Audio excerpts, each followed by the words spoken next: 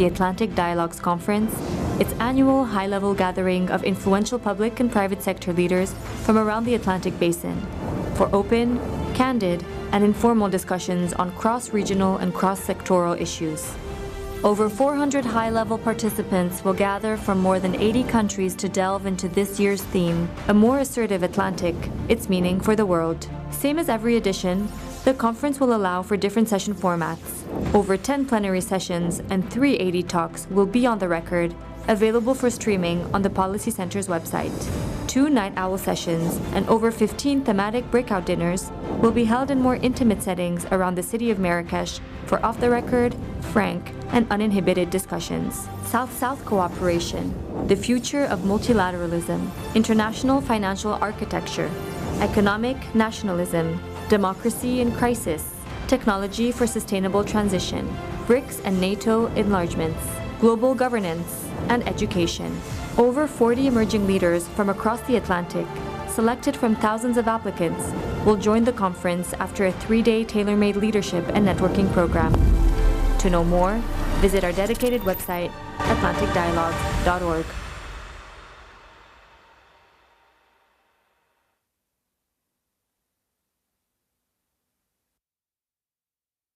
Under the high patronage of His Majesty King Mohammed VI, the Policy Center for the New South is organizing the 12th edition of the Atlantic Dialogues Conference, its annual high-level gathering of influential public and private sector leaders from around the Atlantic Basin, for open, candid, and informal discussions on cross-regional and cross-sectoral issues.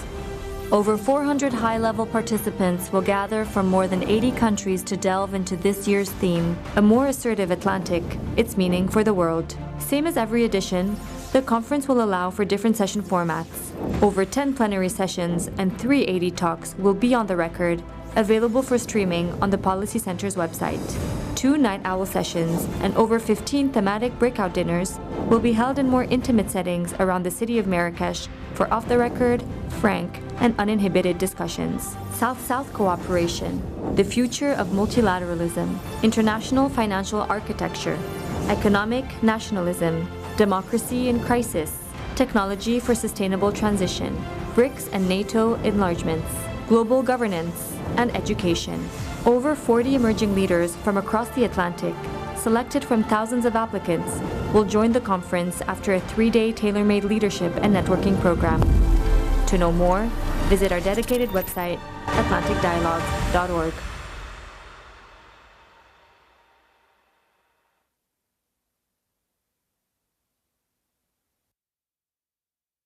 Under the high patronage of His Majesty King Mohammed VI, the Policy Center for the New South is organizing the 12th edition of the Atlantic Dialogues Conference, its annual high-level gathering of influential public and private sector leaders from around the Atlantic Basin, for open, candid, and informal discussions on cross-regional and cross-sectoral issues.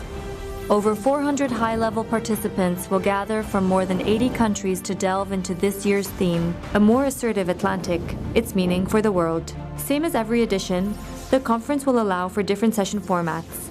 Over 10 plenary sessions and 3 AD talks will be on the record, available for streaming on the Policy Center's website. 2 night owl sessions and over 15 thematic breakout dinners will be held in more intimate settings around the city of Marrakesh for off-the-record, frank, and uninhibited discussions. South-South cooperation, the future of multilateralism, international financial architecture, economic nationalism, democracy in crisis, technology for sustainable transition, BRICS and NATO enlargements, global governance, and education. Over 40 emerging leaders from across the Atlantic, selected from thousands of applicants, will join the conference after a 3-day tailor-made leadership and networking program. To know more, visit our dedicated website, atlanticdialogues.org.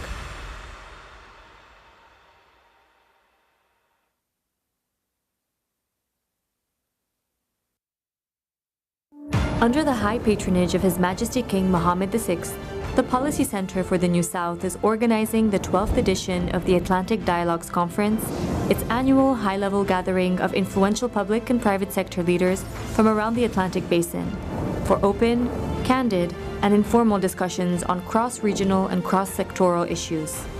Over 400 high-level participants will gather from more than 80 countries to delve into this year's theme, a more assertive Atlantic, its meaning for the world. Same as every edition, the conference will allow for different session formats. Over 10 plenary sessions and 3 AD talks will be on the record, available for streaming on the Policy Center's website.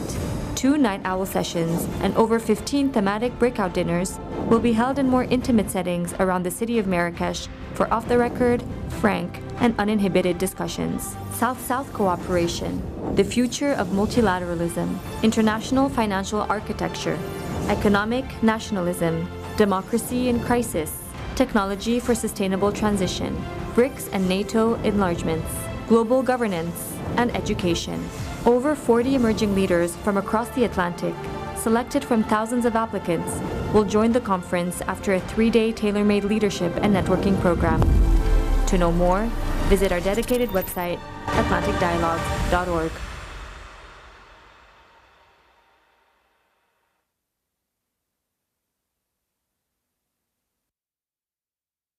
Under the high patronage of His Majesty King Mohammed VI, the Policy Center for the New South is organizing the 12th edition of the Atlantic Dialogues Conference, its annual high-level gathering of influential public and private sector leaders from around the Atlantic Basin, for open, candid, and informal discussions on cross-regional and cross-sectoral issues.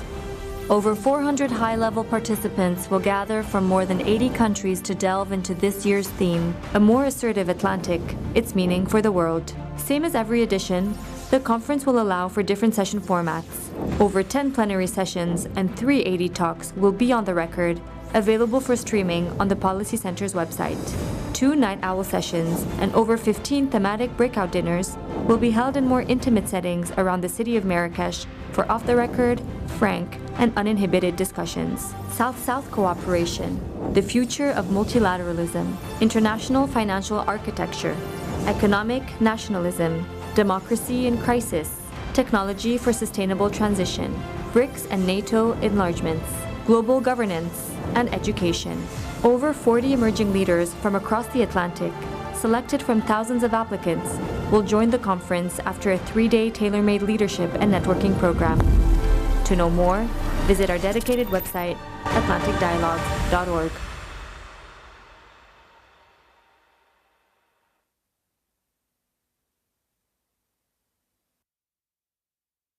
Under the high patronage of His Majesty King Mohammed VI, the Policy Center for the New South is organizing the 12th edition of the Atlantic Dialogues Conference, its annual high-level gathering of influential public and private sector leaders from around the Atlantic Basin, for open, candid, and informal discussions on cross-regional and cross-sectoral issues. Over 400 high-level participants will gather from more than 80 countries to delve into this year's theme, a more assertive Atlantic, its meaning for the world. Same as every edition, the conference will allow for different session formats. Over 10 plenary sessions and 3 AD talks will be on the record, available for streaming on the Policy Center's website.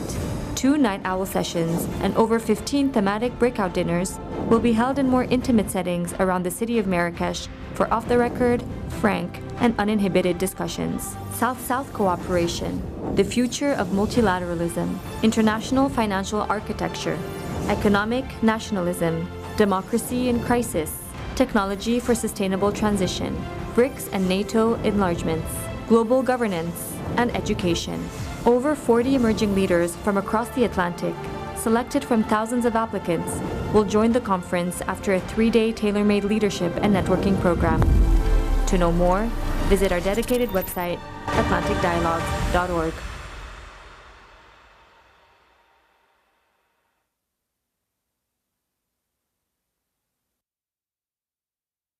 Under the high patronage of His Majesty King Mohammed VI, the Policy Center for the New South is organizing the 12th edition of the Atlantic Dialogues Conference, its annual high-level gathering of influential public and private sector leaders from around the Atlantic Basin, for open, candid, and informal discussions on cross-regional and cross-sectoral issues.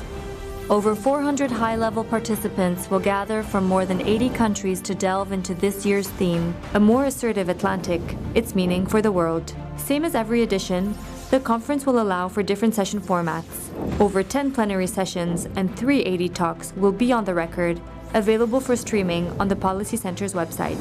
2 night owl sessions and over 15 thematic breakout dinners will be held in more intimate settings around the city of Marrakesh for off-the-record, frank, and uninhibited discussions. South-South cooperation, the future of multilateralism, international financial architecture, economic nationalism, democracy in crisis, technology for sustainable transition, BRICS and NATO enlargements, global governance, and education.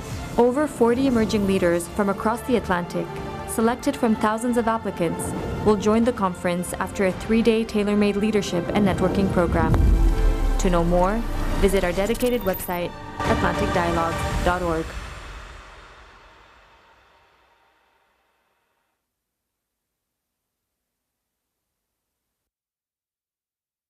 Under the high patronage of His Majesty King Mohammed VI, the Policy Center for the New South is organizing the 12th edition of the Atlantic Dialogues Conference, its annual high-level gathering of influential public.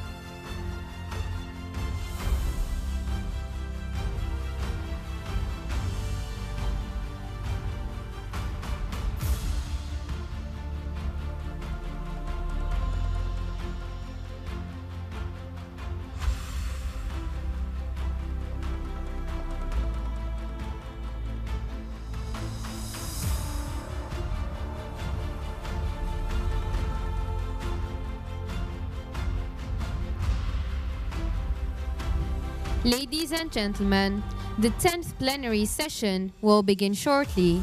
Please take your seats.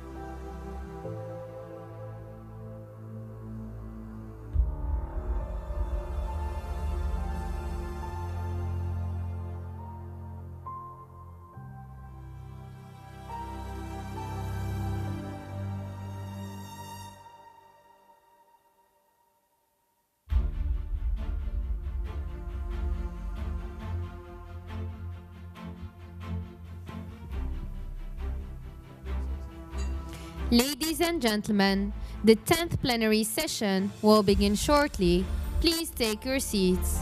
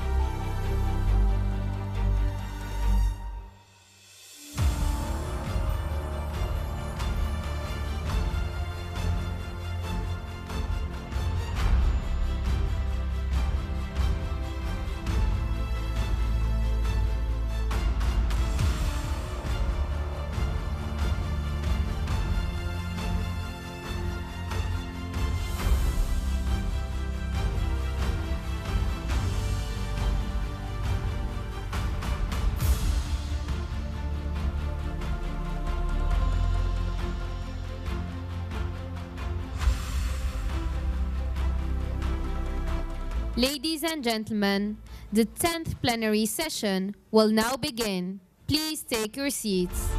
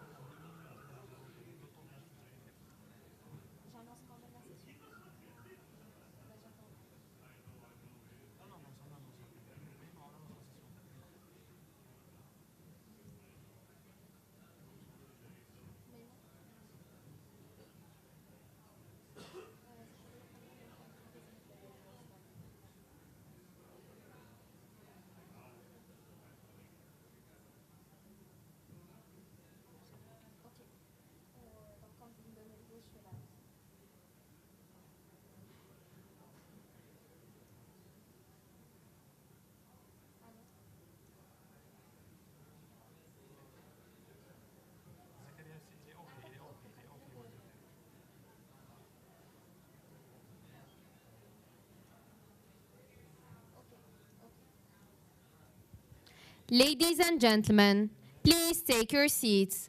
The 10th plenary session, Skills of Tomorrow, How to Shape the Education System, will now begin.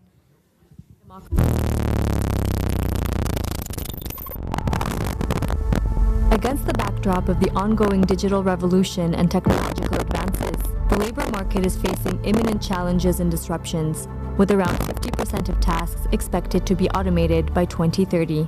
This requires a paradigm shift in the nature of work, forcing adaptive responses due to the expected metamorphosis in the way tasks are performed. The imperative for the workforce is to cultivate the foundational skills necessary to navigate the intricacies of the future of work in a digital-first environment. This requires the adoption of innovative ways of working and attributes such as flexibility, adaptability, and a continuous learning mindset. In this context, the need to rethink education systems becomes paramount. The recalibration of pedagogical approaches and strategic investment in skills to complement technological revolutions will be crucial to ensure that education systems are attuned to the demands of the dynamic and technologically driven economic future. What role should public policy play in supporting the reorientation of education systems towards the needs of the future workforce? How can effective action be taken to equip the younger generation with the right skills in the face of dynamic changes in the labor market? What is the appropriate role of the private sector in complementing efforts to reskill the workforce through sustainable training initiatives and adaptive learning methodologies?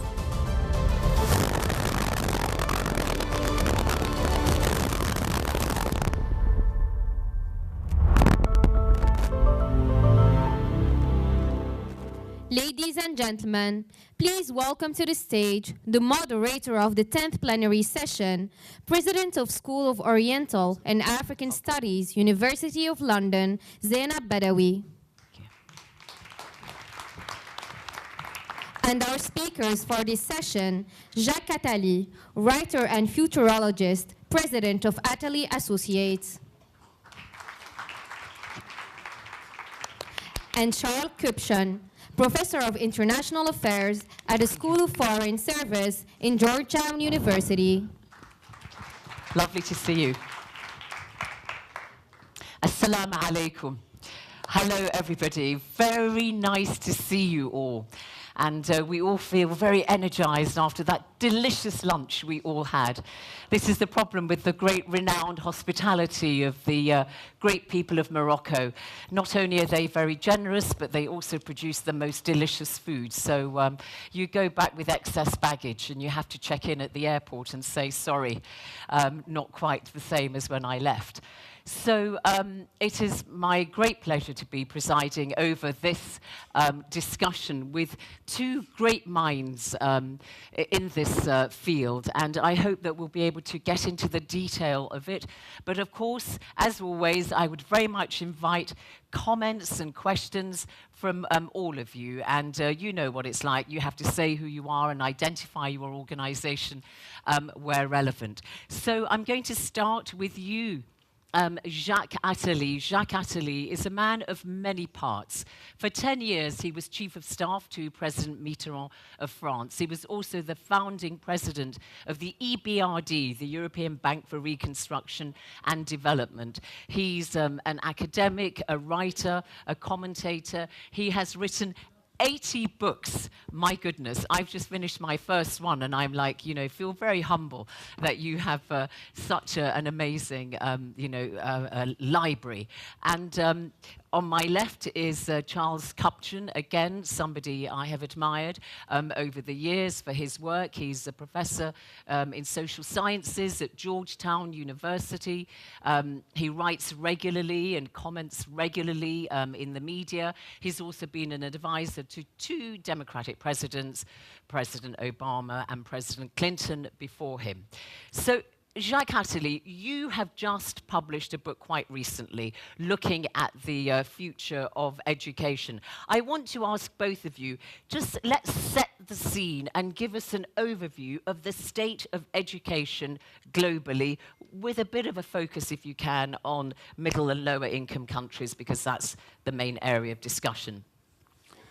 Thank you very much. I'm very happy, as always, to be here in Morocco and to be here in Marrakesh, and to be for the first time in such a wonderful event.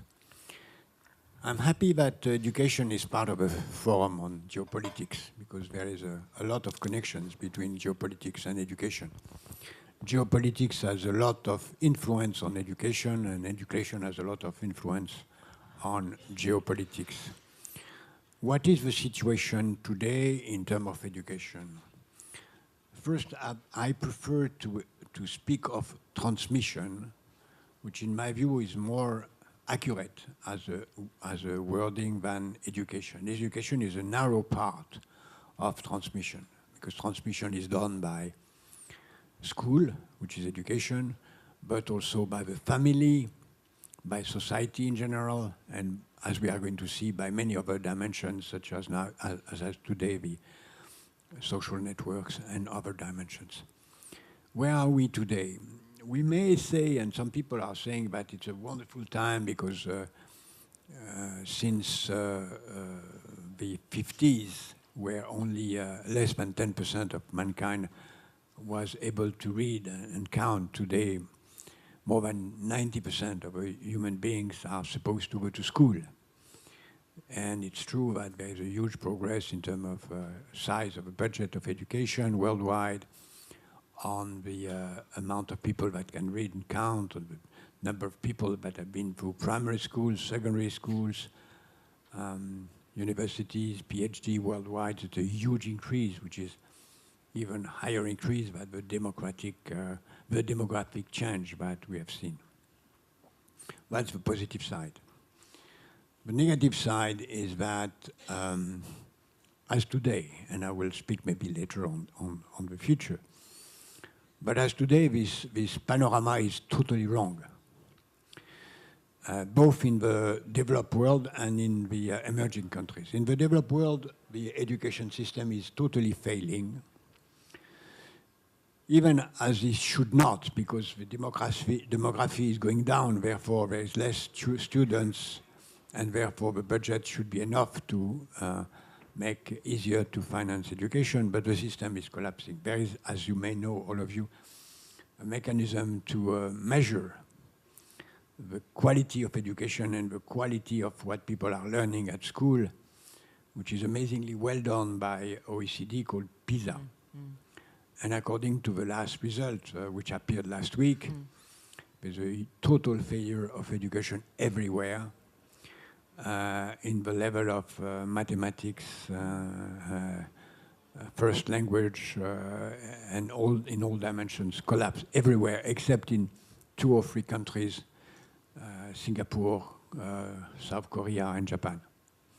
Even in the countries which are supposed to be the best, such as Finland, the number collapsed. But that's a collapse of a level. There is also a collapse of social equity, the capacity for low,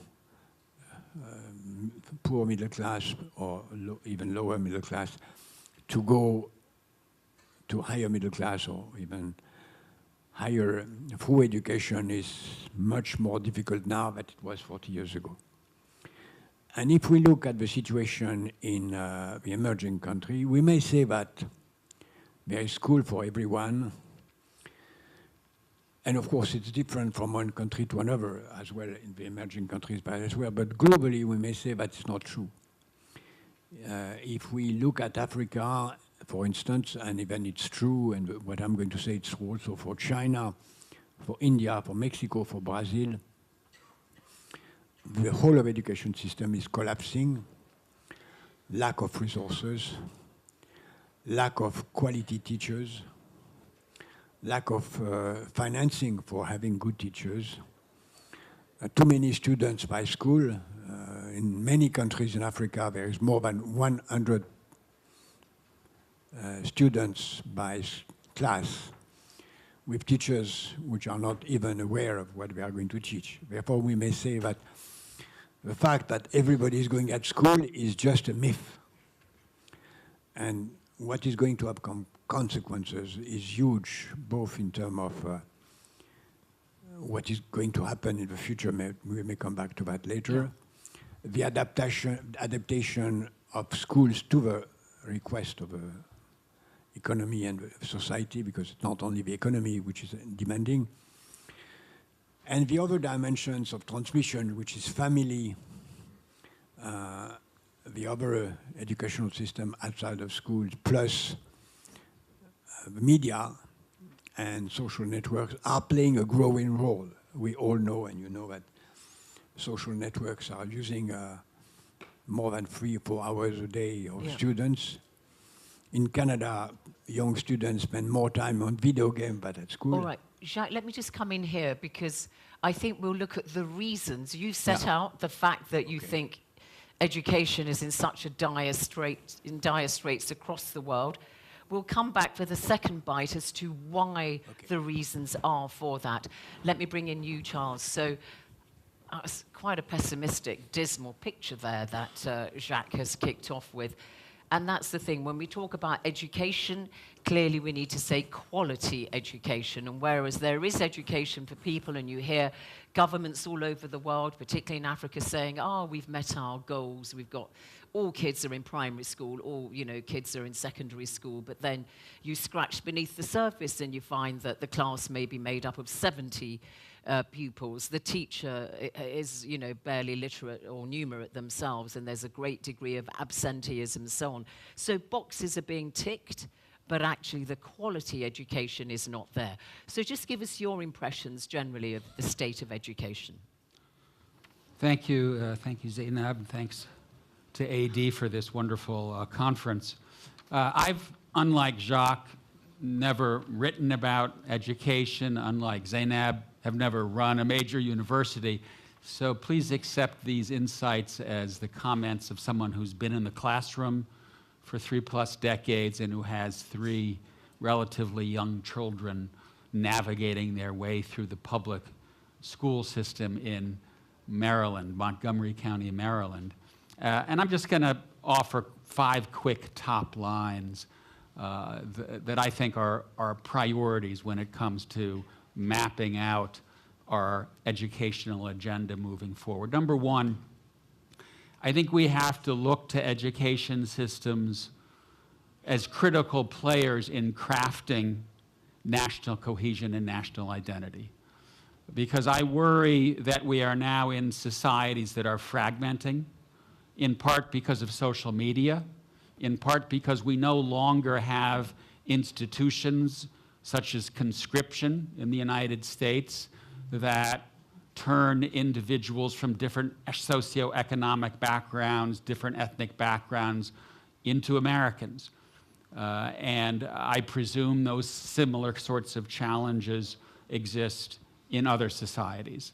So I think we need to think through how to ensure that our public education systems are contributors to social cohesion and common identity. I see this as a critical challenge moving forward. And I say that in part because I live in a country that is experiencing bitter polarization, bitter fragmentation, bitter socioeconomic bubbles. And when I think about how do we overcome that, the only thing that immediately comes to my mind is the education system. Second, to put into our education system more focus on civics, on what it means to be a good citizen, what it means to be a responsible citizen.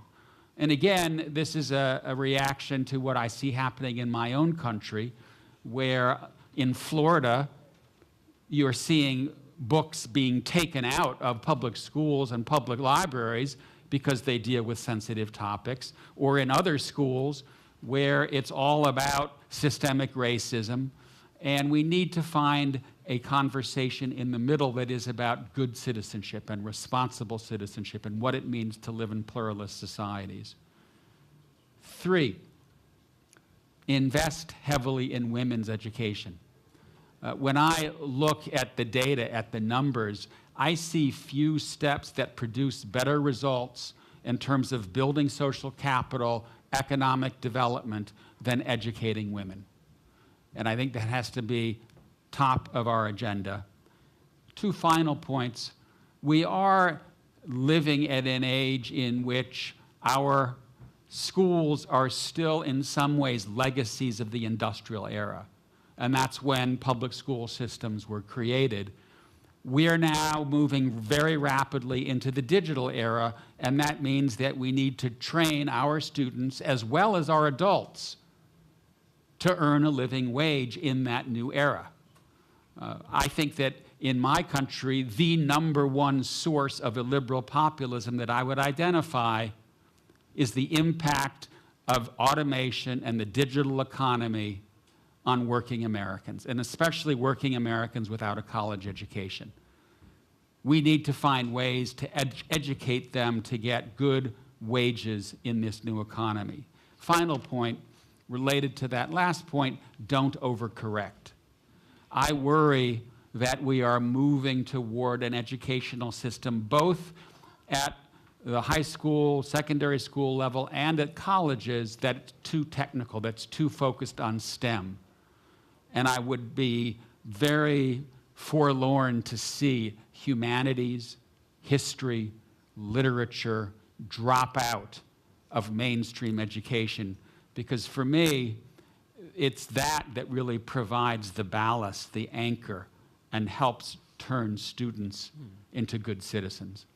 Thank you, Charles. So actually, you've taken us to another section in our discussion, which is how we need to, or why we need to reform the education system because it's falling short.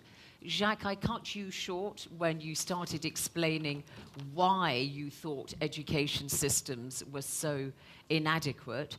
Charles has touched on the role that social media has to play in polarizing, and actually more than that, in a sense, presenting alternative truths to communities. So when it comes to science, for example, when we saw the COVID-19 vaccine hesitancy and skepticism there, that were, people would bring up one scientist who would say, don't take it, it's bad or whatever for this or that reason. Another scientist coming up saying, absolutely, take it, and so on. So you are seeing competing alternative truths, which is perhaps leading to that polarization that you referred to. So do you want to continue your thought, Jacques, then about the role of social media in playing a negative role? I will first comment on what Charles said and then move on what is really the causes of where we are, including social networks, and then move maybe on another round of conversation on the future and what... We'll do that afterwards, yeah. Okay. First, I remember what you said remind me that, you know better than me, but education was at the core of the American Constitution, because the Americans, at the beginning of a nation, understood that there was no way to create a nation without two mechanisms which were embedded in the Constitution. One was the postal system, and the second was school. And they were embedded and written in the Constitution in order to create the nation. And that's the reason why the educational system is so fundamental in the nature of the social fabric in the US. And if it fails, and is failing now, for many reasons, some you mentioned, some you did not, like dropout, obesity, drugs, and etc. The second that you mentioned en passant was COVID and women.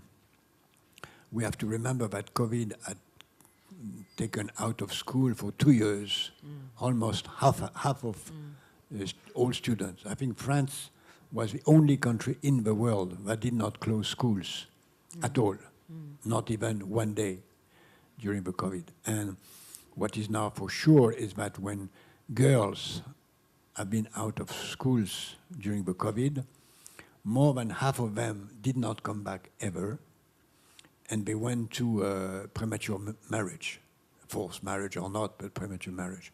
And it's a tragedy for mankind, because we all know that, because of what I said before for transmission, that if a woman is a mother and is still illiterate, there are strong consequences on their children.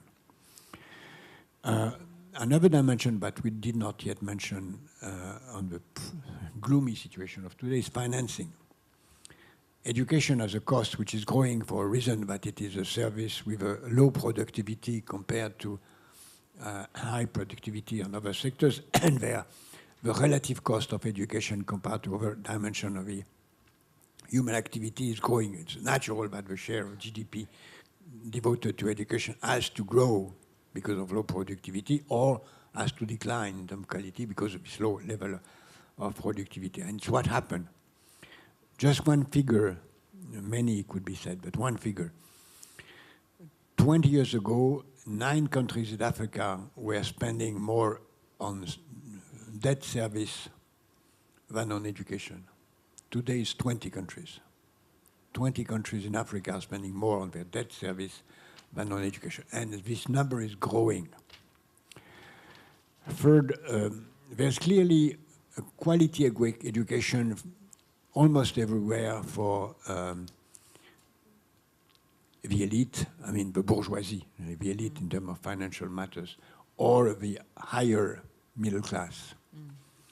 And that maybe often hide the fact that it's not true for many other dimensions of a society.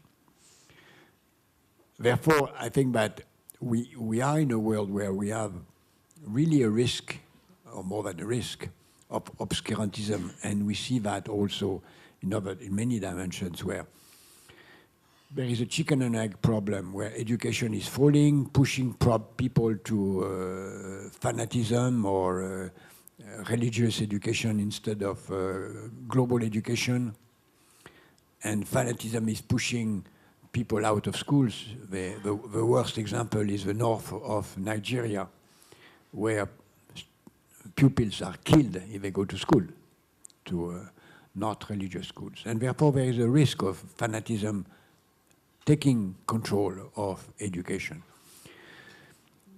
I must add, of course, that social networks are playing an amazing positive role, and we'll say that later, because it's clear that there is no solution to educational problem of tomorrow without the use of social networks and internet. No solution. But it's true that today, the fact that education is not using properly the system, and I will give you a lot of examples of later on, of the best use of it for the future, that the social networks and the video games are killing the educational system. People are spending a huge amount of time on TikTok, on other systems of that kind, on video games, on their own relations. And that doesn't help, of course, the time they spend on learning. They push them to individualism, to narcissism. They do not work on learning the importance of a grit. If you have to remember only one word of what I have to say today is the importance of grit. Grit is the only quality which is needed, and this quality is not pushed by the social system today. All right, thank you very much. I mean, a great deal going on here, and the subject of this panel is, you know, the education system producing the skills that the economies of today and the future need, which has been touched on already in this panel, you know, the digital economy and so on, which was point 4 that you raised, Charles. So we will come to that. But I want to pick up something that you mentioned, Jacques, which is the fueling of extremism, and you mentioned northern Nigeria. Now, Lamido Sanusi, who was the former governor of the Central Bank of Nigeria, somebody I'm sure you knew, and a lot of people in this room know, who until a couple of years ago, 3 years ago, was Emir of Kano. If you ask him about militancy in northern Nigeria, he will tell you this. He says that a lot of young men, particularly, who go into the Islamic schools, are taught that it's a great achievement to be able to learn the Quran off by heart, and they, you know, this is really extolled as a real virtue. And then they go out into the real economy and find that actually the work for which they had been praised in their Islamic schools brings them nothing. So they end up just being in what's called the prayer economy, you know, saying prayers for great leaders and so on at gatherings and meetings. And this breeds, he says, in them a great resentment because they see the other young people who've been in the normal education system, you know, forging ahead. And this is what makes them lean towards militancy. So he does very clearly, and I've had long conversations with him about this, see that at the root of, you know, the militancy, the economic deprivation, the lack of ambition that is imposed on these young people. So you get Boko Haram, which means Western education is forbidden. So that's just really an aside, and it is a problem, and as you French know very well, it's, you know, a phenomenon that's creeping across the Sahel. But I want to ask you both then, is it the role of education to produce that national cohesion which you, Charles, referred to? Is it really the purpose of education to do that, to instill civic values and in young people? You think that's a very clear purpose? I do, and I may be reacting to what I see going on, not just in my own country, but in many other countries where I do think there is a level of socioeconomic disruption that really is testing the limits of the sinews, the connective tissue that keeps nation states together. And when I think about where is a venue, a vehicle, where certain common messages can be conveyed, the only thing I can think of are these large institutional education systems, All right. in part because, you know, when you leave that venue, what are people doing? They're all reading different versions of reality. That is for perhaps primary and secondary schools, but what about tertiary education when you go into, you know, the further education field? Because there you really find that students are much more global, aren't they? And they're learning about, they are global citizens. They are, admittedly, because they can afford to go to university either in their own countries or abroad, as you say, members of a kind of global elite. But what about, because that's where you need to nurture the skills that our economies need. What about tertiary education? First, you remember that if you have only an elite and nothing below, it's a disaster. First, because below is producing the elite. If we don't want to be the elite to be totally a caste, which is closed, and if we don't want the rest of the society so frustrated, as you said, that will blow up the whole thing, then we are going to speak now on the tertiary and the higher education, but we have to say that if it's not fed by what happened below or before. We prefer to say before and below. Because a lot of, I mean, I know we find at tertiary education that students come from secondary schools and some of them are barely literate or numerate and so on. But please carry on, yeah. What is new today, I mean, we all think that what we live is the most important part of human history, and it's true because we live. Therefore, it's more important because we live. But something which is true in education is that for the first time in mankind history, what people are learning has nothing to do with what they are going to do as a job. Because we are at a moment where the technology is changing so rapidly that what you learn is useless 5 years later.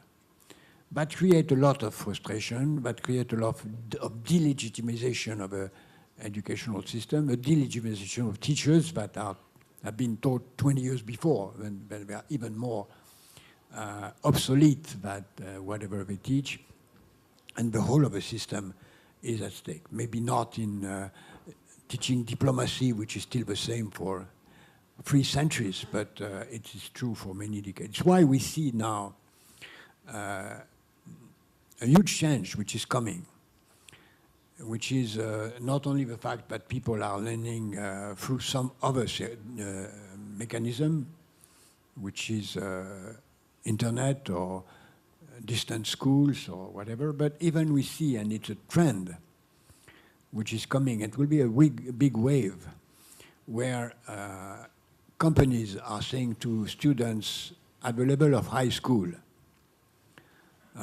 don't go to universities, come to us. We will finance in-house training for 2 years.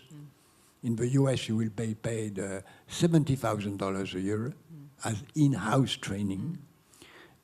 Don't forget Harvard Business School, forget MIT. They will teach you bullshit because it's already obsolete. Come to us. We'll train you on what is going on really true. And that is a really tsunami of what happened. It's true in India too. It's true in China. Yeah. It's true in Europe.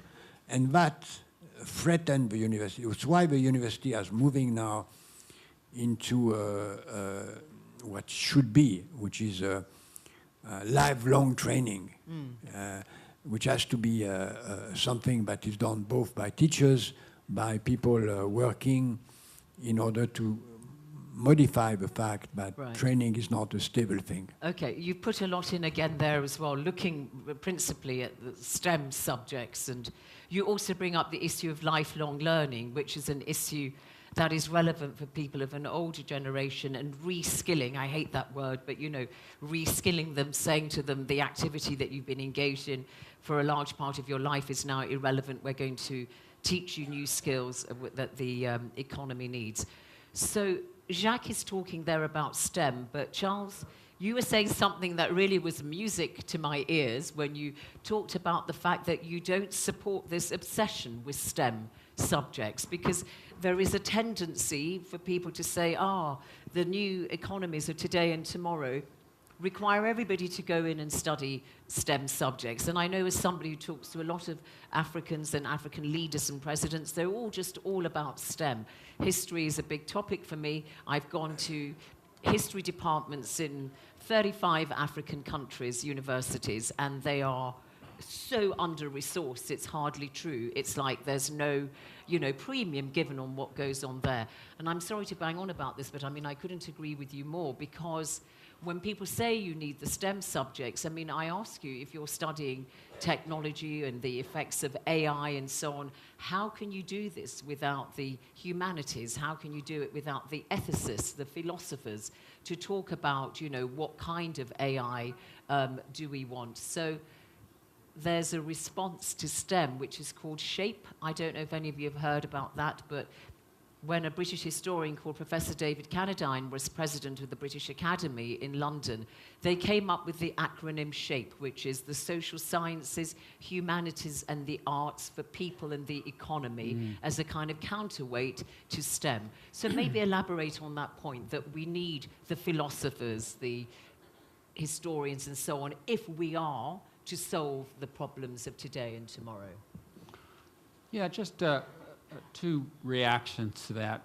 One is that I think that in many respects, the onset of the digital economy gives developing countries a leg up because they can, to some extent, hop over the slower era of industrialization that France, the United States, the UK went through. And we are seeing that, right? We are seeing in India, despite it has pretty good pharma companies and good steel companies, they're also leaping forward into the digital era in many ways more quickly than we are.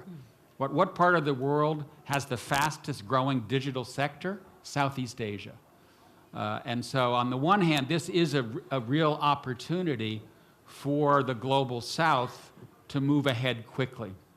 That having been said, I do worry about what you're talking about, and that we will end up teaching our students is how to code, right? Or what a neural network is.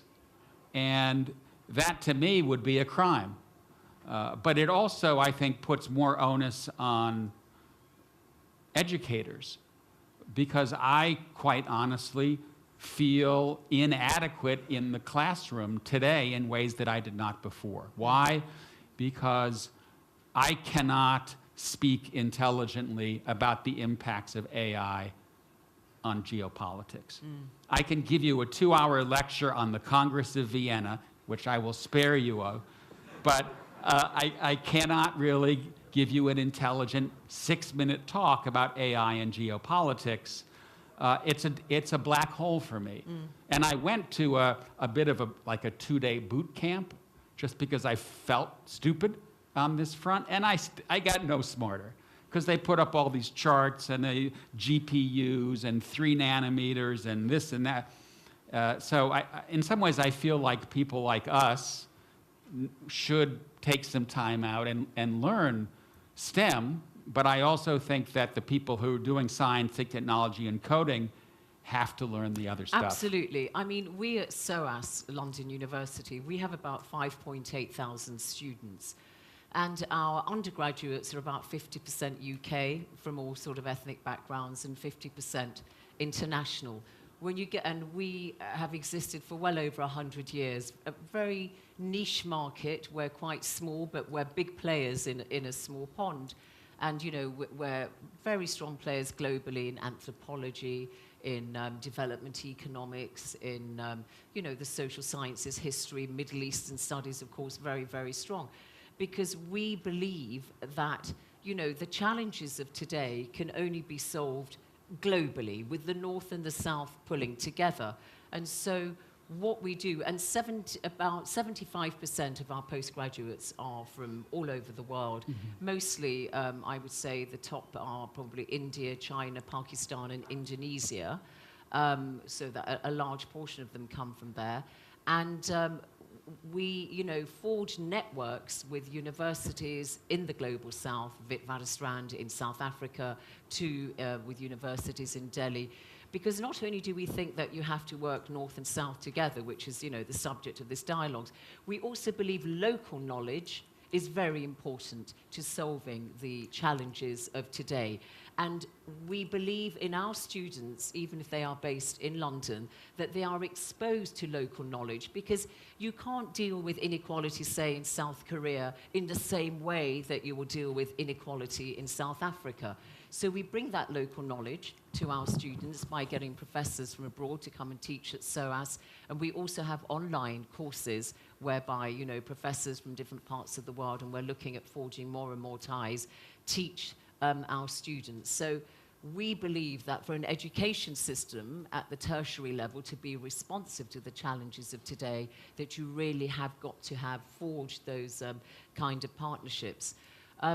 Charles, you also mentioned gender as an issue. And I want to bring that up perhaps to both of you in a different way, which is educating people, women in particular, is all very well. But what happens if you've got all these master's degrees and PhDs just languishing at home?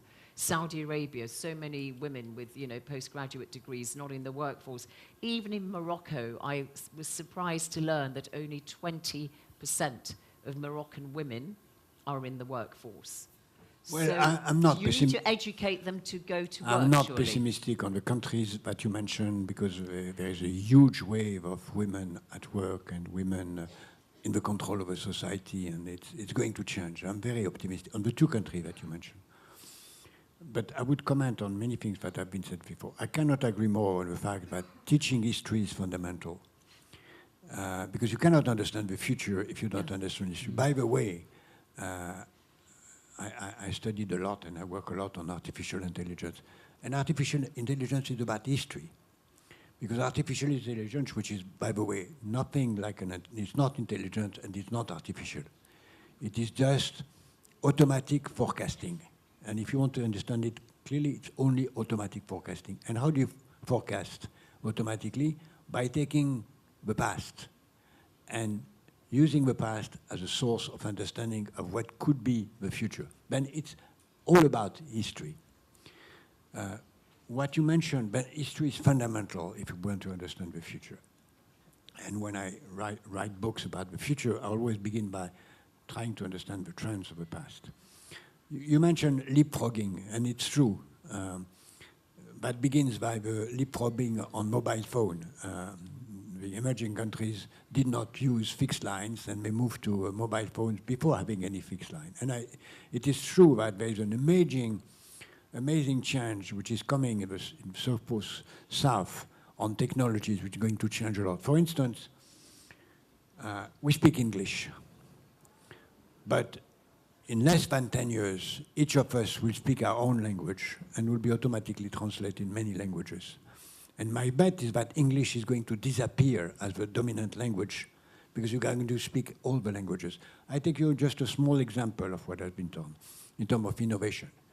There's a new phone that has appeared recently created by a joint ventures between two companies of two African countries. This phone is for people who can't read, and there are more than 1 billion people worldwide, mainly women. In this phone, you can work without having to count because the machine counts for you, without having to read because the machine reads for you the message, without having to write because the machine writes your messages if you speak, and without speaking any languages because the machine translates the language. It's a phone that has been invented by a small startup of joint ventures of two companies from Ivory Coast and Togo. And is that a good thing? I think it's a good thing. You think it's a good thing that you're just monolingual? I don't think you are going to be monolingual, but at least you get out of the domination of English. Oh, but you're a Frenchman, of course. He's a Frenchman. Okay. I mean, come on. I know. I don't say that because I'm speaking linguist. with my British hat, I think we won that one. I'm with you, Zainab. Too late. All the way. No, it's not too late. It Let me give you, it's not too late.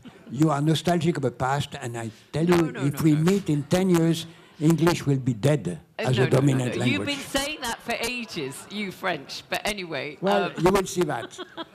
Let me give you, I take 2 minutes on that. Okay. Okay, I take 2 minutes on that. When the printing machine was invented, the futurologist of that time said, because of a printing machine, in 20 years, everybody will have books, and then Latin will dominate because everything will be written and printed in Latin, and the Bible will be imprinted, and everybody will be Catholic because everybody will have a Bible in his house. What happened 20 years later? 20 years later, grammar was printed first in Spanish, then in Arabic, then in English, then in French, and Latin disappeared. And I think the same will come to English. And by the way... I don't think so. The world is a lot bigger now, and everybody is speaking English. Yeah, but see, anyway, you will see. We'll do a bilateral later. Say that to the Chinese and to the people speaking Hindu and to the Prime Minister of India. We'll see his answers.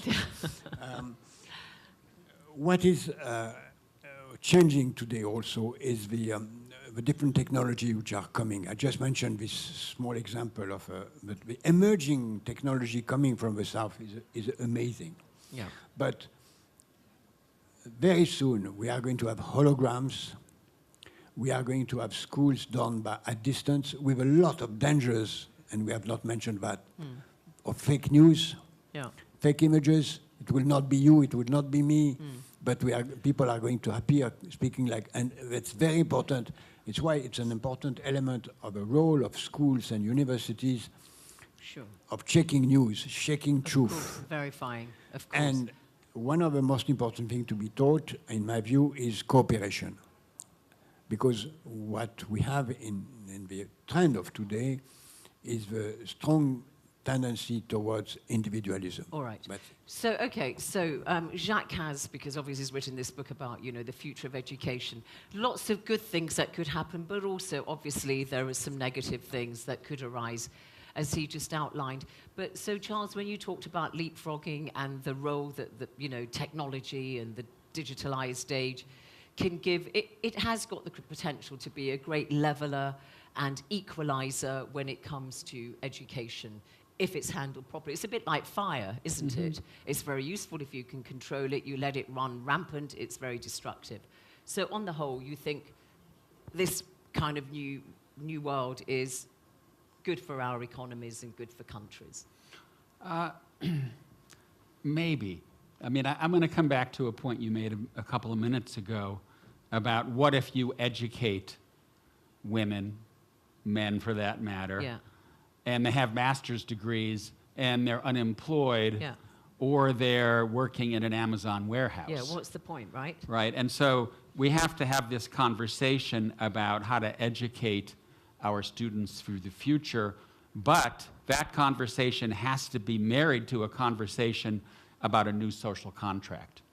Because I do think that one of the problems all of our societies are running into is how will we sustain the social contract as we move from the industrial to the digital era.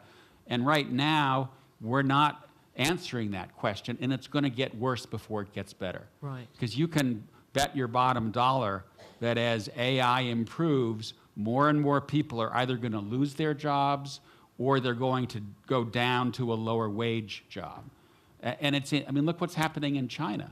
Yeah. Right? A lot of people are graduating, they're well educated, and they can't get a job. Absolutely. I mean, particularly with women, I know that I think 80% of men globally make work, and 50% of women as a global average work, and it's much lower, as I said, you know, in Arab countries, for instance, and other parts of the world. So that does beg the question, education for what? But Jacques, just very quickly before I come to the floor, and gosh, we're enjoying ourselves so much on the stage. We've been so selfish, we've not included you people, but we will. But just one last question.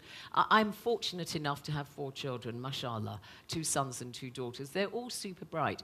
But my eldest boy, very intelligent, is doing a PhD, looking at, he studied as his degree ancient Greek and Latin.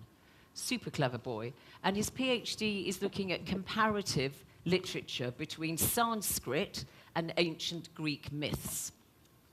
He's going to drive a cab. Has he wasted, exactly, so I'm asking, has he wasted his time in not using, but I just want to add this, which is, I was educated in the British education system, which is very, very different, and it's what you said at the very beginning, that what you study at university doesn't reflect on what you want to do. So I studied politics and economics at Oxford University.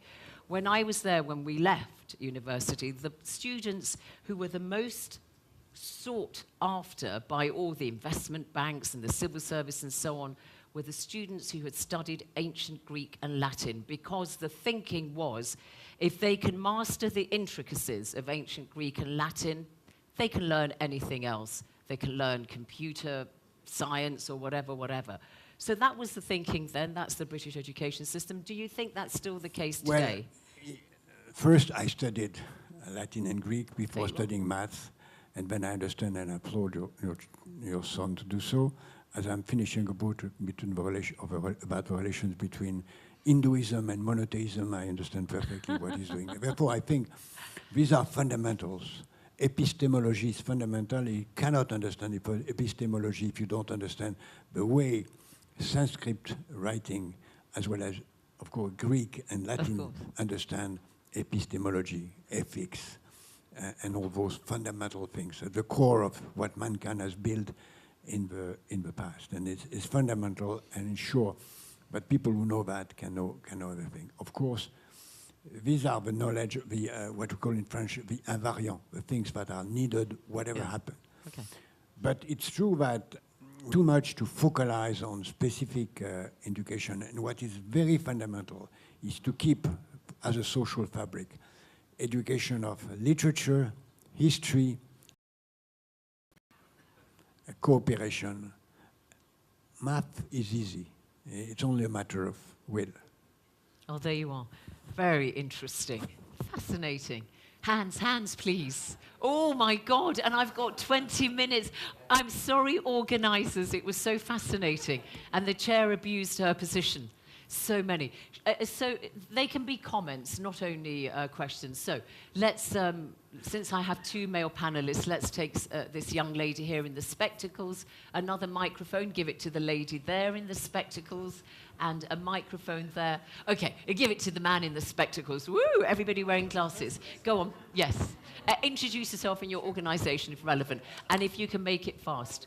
Okay, you can put yours on too, and then I'll choose you. Yeah. Okay, hi, I'm Hilary. I'm originally from Malta, but I'm lecturer at King's College London, and I've been listening with great interest. So I have a question, because we all come from higher education institutions which charge very high fees for students to come and study. And I'm very concerned about widening participation and ensuring we're not only attracting the elites from different countries, and yet we're in systems where fees are capped. So how do we square this? Do we focus on philanthropy? Do we focus on scholarships? Or is there a way of ensuring we're not just trying to get students to come to Harvard, to come to King's, to come to Georgetown and so on, but actually also empowering the under-resourced universities elsewhere as well? Okay, we'll come back to that one on the question of fees.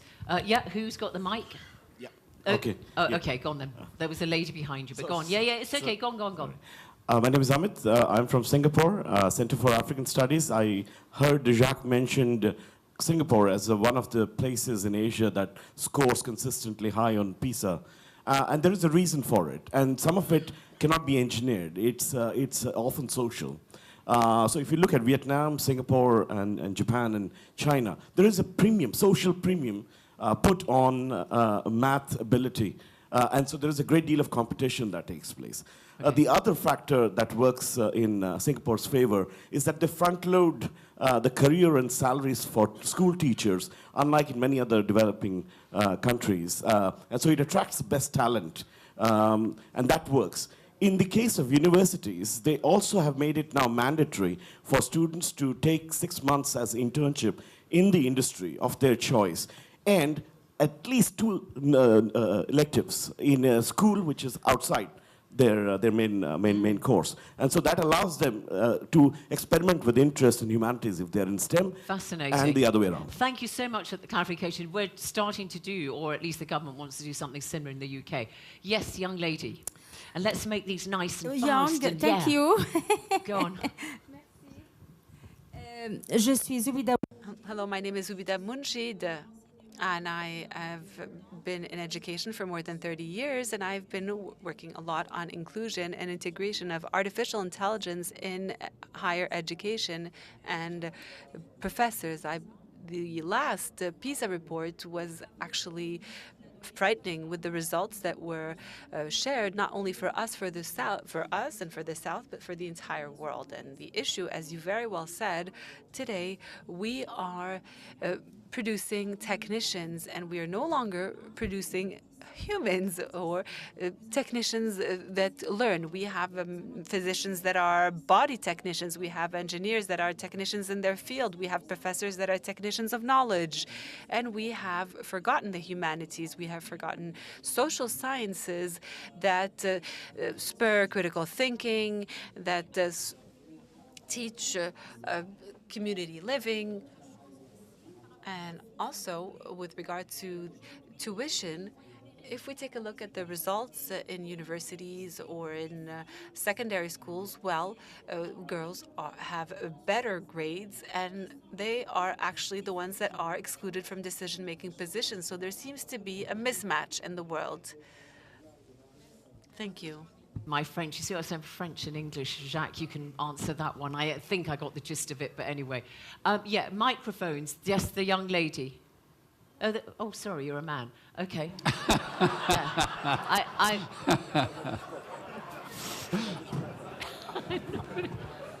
Nobody's perfect. Yeah.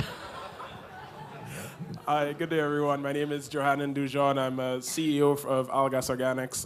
I'm a bit of an entrepreneur, and I see things very differently. I think that the education system needs to be reformed, and everybody says that, but here's a practical guide here. Yep. Everybody is not going to, you need doctors, you need lawyers, so STEM is important where you're always going to need these traditional occupations. But you also need a two-tier education system where, what if, by a show of hands, how many people would attend a university where you don't pay them tuition, they paid you to solve problems? How many of you would attend that university? Oh, God, yeah. Now, where am I going with this? I think the paradigm shift... Quickly, I hope. Yeah. Sorry. I think the paradigm shift needs to be that we need to incentivize problem solvers because there are more problems than jobs out there. Okay.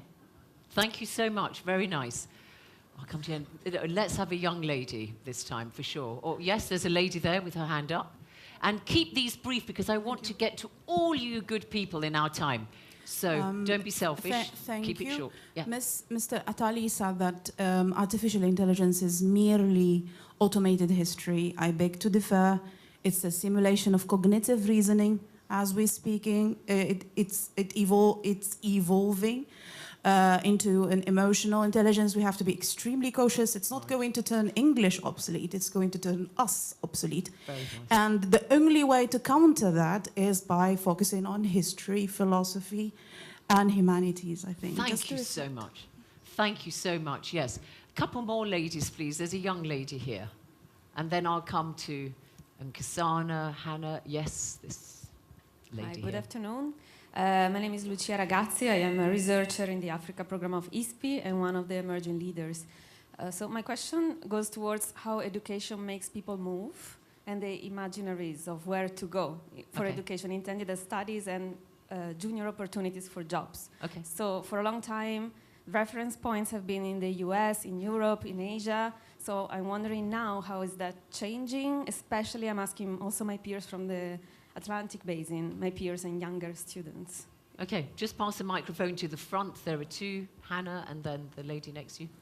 Hi, I'm Hannah, I'm 25, and I studied at the LSE in Edinburgh, and a lot of my degree was remote learning and using the internet. And I wanted to ask, how do we ensure that the digital revolution that's taking place doesn't entrench divisions between the developing world and the more affluent developed countries? For example, I heard at my dinner yesterday that only 21% of the Sahel had access to 3G. So how do we ensure that it's a democratic process? Thank you. Just pass the microphone to the lady in the check. Thank you. Merci, je suis économiste. Hello, I'm an economist, but I'm a professor. If you could... just for everybody, yeah. Oui, madame. My name is Nazia Al-Hrishi. I'm Moroccan. Mr. Attali, you spoke about transmission, but are we still a gateway between the past and the future? The question that I'm wondering about is that what should I teach to youth?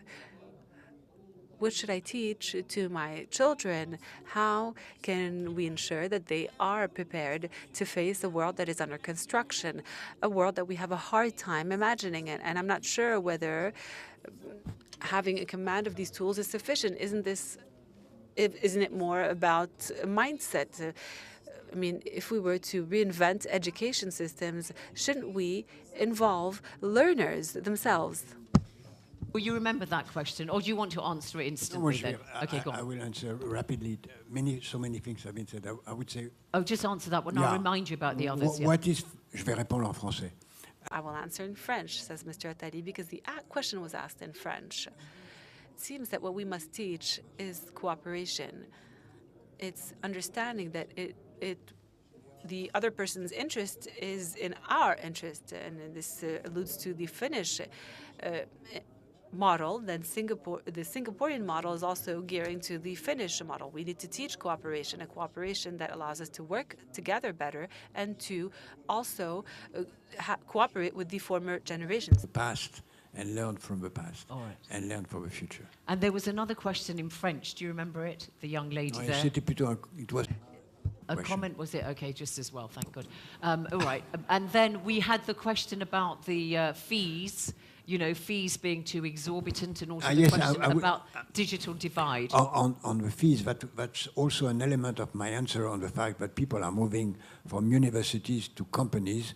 Because the company says to students, don't go to university, you will end up with huge debt and no job, while working with us, you'll have nothing to borrow. We pay from you from scratch $70,000 a year, and that's it. And this is a huge trend where we'll see appearing company universities, which is, by the way, a larger trend, which is a trend where companies are replacing states in many dimensions, including on education.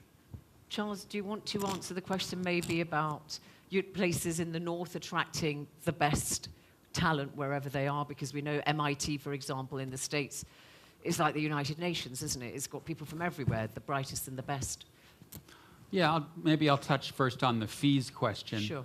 Because I think it's extremely important.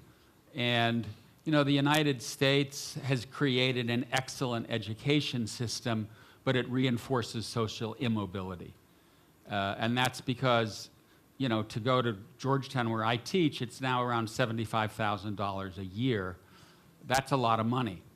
I support what President Biden tried to do in his Build Back Better bill that got shot down, and that was to introduce free community college.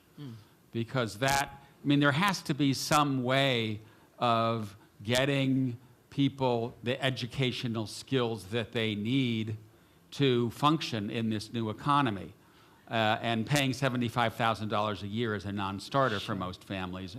So we need to crack this problem. Europe, other countries have done better because they're, you know, subsidies, national education systems, but this is a critical issue moving forward. And then the digital divide and movement, migration. Yeah, I mean, on the digital divide, I guess what my answer would be that we need to introduce as part of our development agenda getting broadband internet access into as many countries as possible, and not just into the countries, but into all parts of the country. In my own country right now, one of the big debates is about how to get broadband access into rural America. Sure.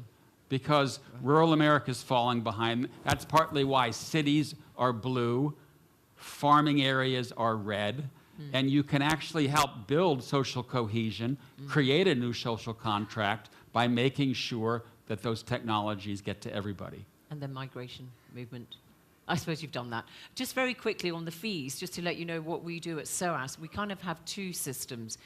You know, I talked about this kind of partnership deal that we're doing with universities in the Global South. So if you go as a foreign international student and are based in London, in Bloomsbury, you pay the full fee. But if you're doing this kind of hybrid teaching whereby we have you know, teachers linked up with a university in Delhi or Witwatersrand in South Africa, and you have some global online teaching, then the fees are substantially less, and the same for everybody, whether you're a UK or an international student. So there are, you know, we are beginning to have some creative ways of trying to make sure that we try and keep fees low down, but that does depend on whether you have good access to, you know, online. Okay, let me see some hands, some more hands, fast, fast, fast. And this is going to be a rapid fire session. 3 microphones. Young ladies, just give the microphone. Gentleman next to you there. No, that one there. I know that's Nkosana Moyo, who is he's executive director of MINDS, the Mandela Institute for Development Studies. I'm on the board, I confess. She's my favoritism. boss, so she's trying to tell me to behave myself. Yeah, favoritism here, letting him. Go ahead. Madam Chair, I want to suggest to you that it's better for society to have lots of educated, unemployed people than have them unemployed and uneducated. So first point. Second point, there's a gentleman over there who seemed to imply that problem solving goes with studying STEM. The biggest problem for society is human beings. And you don't solve that problem by studying STEM. Thank you. Can I just say Dr. Moyo is a PhD in physics from the Imperial College London. So for him as a scientist to say that, thank you. Right. Just give the microphone to that lady there. Give the microphone to this lady there and to the gentleman there. I promise I'm going to come to all of you if you're short. I am definitely going to come to you after this. Yes, go ahead. I promise I'll be short. Yeah, please. My name's Amina, I'm Moroccan. I'm also part of the Emerging Leaders. I had a question. You said, Monsieur Attali, earlier that education was a low productivity type of investment for governments. That's very true. Michael Kramer was talking about this also, about the power of social innovation and how to invest in it. We've been testing many ways to innovate in our education system, and we have evidence that different things can work. I'm talking about teaching at the right level that was piloted in India, about peer learning as a way to do remediation. So many things have been tested. Policymakers are still not moving. How do we convince policymakers to innovate more in the education system? Okay, thank you. Give the microphone to the gentleman right at the front and then there. Yes, next person. Quick, please. Thank you. Who was it who's got it? You've got it? It's me. You So young ladies who've got the microphone, don't hold the microphone, give it to somebody. I might as well go. First of all, thank you so much for a very thought-provoking panel. My name is Zuzana Podracka. I work for the Ministry of Education in Slovakia, and I'm also a history teacher. And I have two questions for the panel. First one is, for a long time, we have sold young people this idea that if they achieve a high level of education, good life will follow. How can we now deconstruct that and bring it back from the level of education achieved to the type of learning received? And my second question is, how can we actually use artificial intelligence and all these innovations in technology not to get worried as institutions as to how we are going to face this challenge, but to actually use it as an opportunity to widen access to people from different socioeconomic backgrounds and people with different learning needs, which we are learning a lot about. We have touched on that. We have touched on that latter point already, if that's all right. Can I go so, now? Yeah, go ahead. Yes. Ottaviano Canuto, Policy Center for the New South. Put the microphone closer to your mouth. Ottaviano Canuto, Policy Center for the New South. Two fact-based comments. First one on gender equality in Morocco. The Policy Center made a study that was released beginning of this year, showing how the indicators of gender inequality in Morocco are not as bad as in other countries of the region, but it's still enough to take a dent on Moroccan GDP. And the good news recently is that some movement has been made to tackle the issue of gender inequality. So this is hold it closer. No, yes. Second, may not please you, but we did a study, the Policy Center 5 years ago, trying to understand why it is that the upgrade in levels of formal education in Morocco were not followed by, led to a mismatch between the degrees and the labor market and necessity. Answer, too many historians and lawyers and too little engineers. All right. And at the World Bank, when I was at the World Bank, we did a study comparing human capital. And it became clear the difference on how important it has been for Asia to do engineering, so STEM. It's good to remark that they must be complementary, but not this idea not to that displace. one can replace the other. Thank you. I'm being told, yes, gentleman here. Yes, yeah, please, very quickly. My name is Najib Bounahaya. I'm Moroccan. Yeah. And I teach at Faculty of Governance, Economic and Social Sciences. And we put together a skills center to answer an immediate need, but also to prepare our students for the challenges lying ahead. Thank you for pointing out the importance of humanities and the arts. And why? Because at this time of age, we need the arts and the humanities more than ever. Because it really helps us, assume level-headed postures vis-à-vis what is happening on the globe. Thank you. Thank you. Just hand the microphone to the lady there. And 1, 2, 3, 30 seconds. That's all I've got time. Go ahead. Hi, Emel Shkili, Story School UM6P. First, thank you very much for this conversation. Hold it closer. Yeah. According to you, what is the appropriate role for the private sector in complementing public efforts for the younger workforce? Okay, Thank you. sure. Very important. That may come up in the next session. Yes, very quickly. I promise I'd get to everybody. Yeah. 1, 2. 1, 2, 3. Okay. Yeah, I'm sorry. Quickly. Yeah. Oh, sorry. Very, okay. Yes, give it to him. 20 seconds. very quickly, South Africa, Tadi Blacher, Maharishi Institute, that's the name you should remember and have a look at. His argument is, which I think is absolutely correct, it's a brilliant university. His argument is that all our institutions, which all of us have been to, are genius in, genius out. It's a university which is free. The idea is that you can only get in if your reading levels are incredibly low and your academic achievements are non-existent. The results are brilliant. Great one. Thank you. Go ahead. Yes, very quickly. I've run out of time. They're going to kill me. Rabia Muhtar, Policy Center for the New South. Yeah.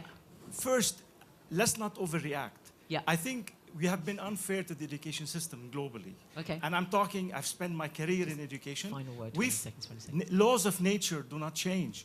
Okay. Laws of physics do not change. Principles do not change. Okay. We keep emphasizing, yes, ethics, nobody talks about ethics. We need to talk about ethics. We need to talk about principles.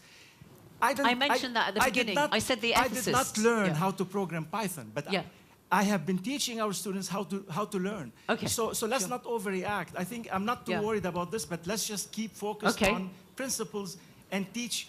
We did say that. We talked about the ethicists. Final point there. Oh, this young lady here, just give the microphone to her. Was there anybody there? Just give the microphone to him. They're going to slaughter me. Quickly. Okay. Thank you very much. I'm Gilles Yabi, founder of WATI, West Africa Citizen Think Tank. Just 2 point demography. I think it is an extremely important factor because the challenge of African countries, I think, is very specific, not just about quantity, but how to ensure that you make progress in terms of bringing knowledge to people, but at the same time, having quality, minimum quality in the education system, I think is very specific. Second point, politics.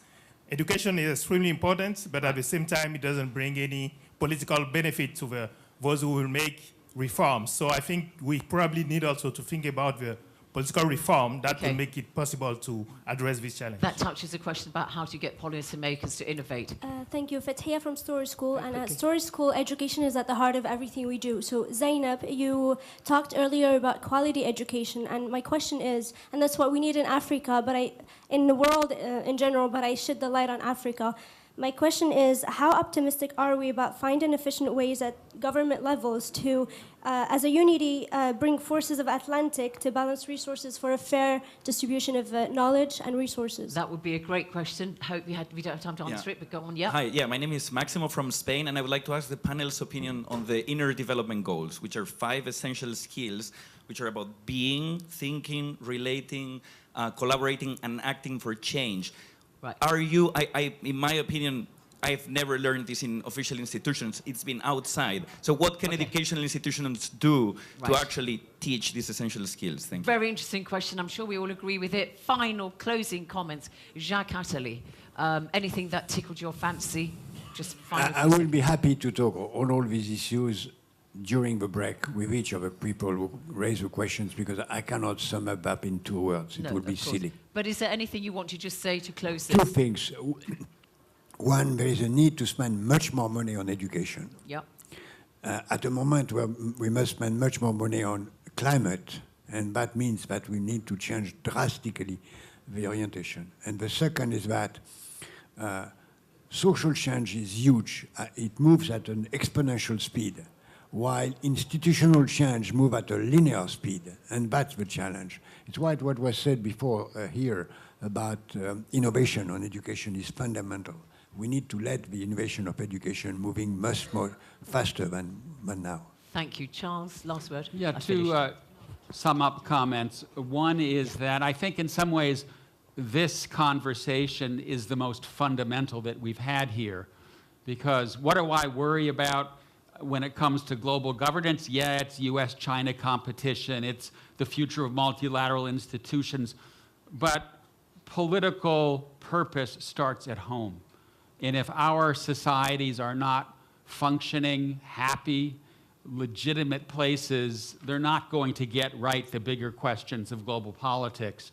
And educational systems is where we need to start. A second, final comment, picking up on the question in French, which I sort of understood. I agree with you that we don't want a world of technicians. And that, I don't know about you, but I don't want the world to be run by Elon Musk, the head of Twitter, or Sam Altman, the head of OpenAI. We need people who can do what they do, but who also know history and ethics and literature. That's the challenge that we have before us. And thank you very much. I just want to say for myself, just very quickly for myself, I have to just say for women, yes, quality education for females and also jobs. And I think in order to get the jobs for the women you need, as Claudia Golden, the economist who won the Nobel Prize this year, says you've got to tackle gender norms from the household. As you said, you've got to have flexible jobs. Working from home has helped a lot of women, and you know, we've got to have equal pay in the workplace, and also good childcare for those women who want to go in the workplace. Dr. Jacques Attali, Charles Kupchan, all of you, it's been a pleasure talking to you. Thank you so much. Thank you. Thank you very much. Ladies and gentlemen, please remain seated for our next session, the third conversation, NATO and BRICS enlargements from ambiguities to realpolitik, will begin immediately and will be followed later by a coffee break. There is no coffee break after this session. Ladies and gentlemen,